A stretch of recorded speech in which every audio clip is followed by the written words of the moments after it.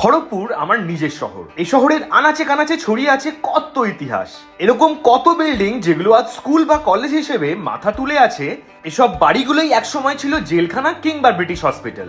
কত নির্মম অত্যাচারের সাক্ষী এই খড়গপুরের অলিগলি। এগুলো ছাড়াও আছে বেশ পুরনো কিছু খাবারের ঠেক, কেবিনও বলা যায় সেগুলোকে, যার দেওয়াল থেকে দরজা, বসার টেবিল থেকে সময় বলার ঘড়ি, সবেতেই রয়েছে ইতিহাসের গন্ধ। সেদিন আমি চলে গেছিলাম এমনই এক পুরনো কেবিনে সন্ধ্যের খাবার খেতে, যেটা 1935 সালে প্রতিষ্ঠিত।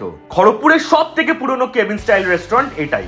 নমস্কার, কেমন আছো সবাই? আশা করছি সবাই খুব ভালো আছো। খড়গপুর থেকে যারা দেখছো কমেন্টে আই লাভ খড়গপুর লিখতে ভুলো না।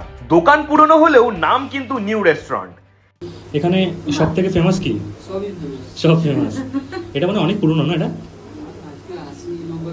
80-90 বছর হয়ে গেছে। কি খাবে? মোগলাই খাও? হ্যাঁ, মোগলাই খাই। আর একটা হচ্ছে মোগলাই দাও, আর একটা ফিশ ফ্রাই হয়তো এখানে। ফিশ কাটলেট একটা দাও।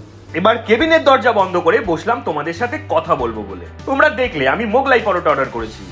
মোগলাই সন্ধ্যাকালীন জলখাবার হিসেবে আমাদের অনেকেরই প্রিয়, কিন্তু তোমরা কি জানো এই মোগলাই পরোটা তৈরির ইতিহাস? সেই গল্পটাও আজ বলবো। এদিকে খাবারও চলে এসেছে গরম গরম। খেতে খেতেই বলি তোমাদের মোগলাই তৈরির গল্প।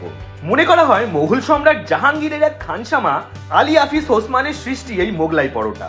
সম্রাট রোজ পরোটা এবং মাংস খেতে খেতে বোর হয়ে গেছিলেন এবং তারই রাঁধুনিকে আদেশ দিয়েছিলেন 10 দিনের মধ্যে তাকে এমন কিছু বানিয়ে খাওয়াতে হবে যেটা তাকে খুশ করে দেবে। এরপর খানসামা ওসমান নবম দিনে বানান জাবির ফালা বা আন্ডা রুটি, যা আমাদের ভীষণ প্রিয় আজকের মোগলাই পরোটা। এই জাবির ফালা খেয়ে নাকি সম্রাট এতটাই খুশি হন যে ওসমানকে 1001টা স্বর্ণ মুদ্রা দিয়েছিলেন। ভাবা যায়? এমন অনেক মজার ইতিহাসই লুকিয়ে আছে তোমাদের চারপাশে।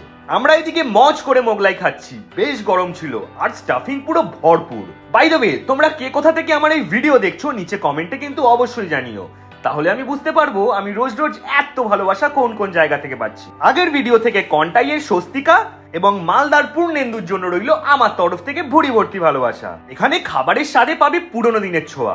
মডার্ন রেস্টুরেন্টের টেস্ট আশা করো না এখানে এলে। আর আমারও মনে হয় কিছু জিনিসের পরিবর্তন না হলেই ভালো।